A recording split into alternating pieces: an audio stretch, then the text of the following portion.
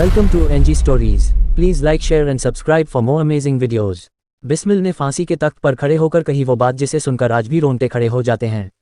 क्रांतिकारी रामप्रसाद बिस्मिल को जब जेल में फांसी होने वाली थी तो उन्होंने अपनी मां को पत्र लिखा।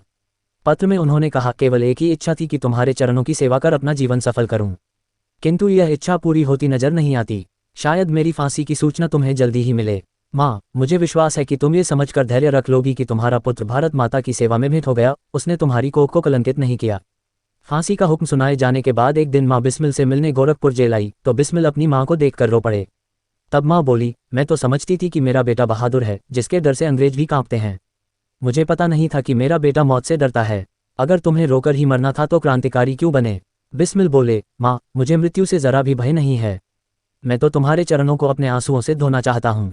तुम विश्वास रखो, मातृभूमि के लिए बलिदान देने में मुझे अपार प्रसन्नता और फक्र है, पर तेरी आंखों में आंसू नहीं देखे जाते।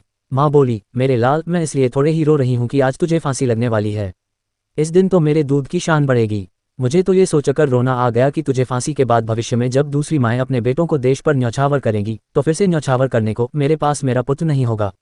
किशोरावस्था से ही उन्होंने भारतीयों के प्रति ब्रिटिश सरकार के क्रूर रवैये को देखा था।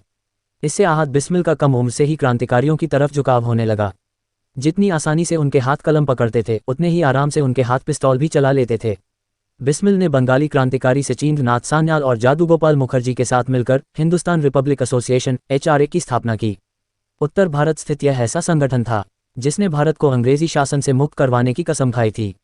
क्रांतिकारी रामप्रसाद बिस्मिल को अंग्रेजों ने ऐतिहासिक काकोरी कांड में मुकदमे के नाटक के बाद 19 दिसंबर 1927 को गोरखपुर की जेल में फांसी पर चढ़ा दिया था। बिस्मिल के बलिदान की खबर बिजली की रफ्तार से फैली, जनसैलाब उमड़ पड़ा और गोरखपुर के उस जेल के फाटक पर लोग इकट्ठा हो गए जहां उन्हें फांसी दी गई थी।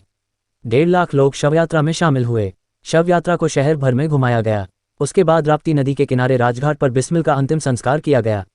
हमें ऐसे ही आज़ादी नहीं मिली, न जाने कितनी माँओं ने अपने पुत्रों को देश की खातिर बलिदान होने के लिए भेज दिया।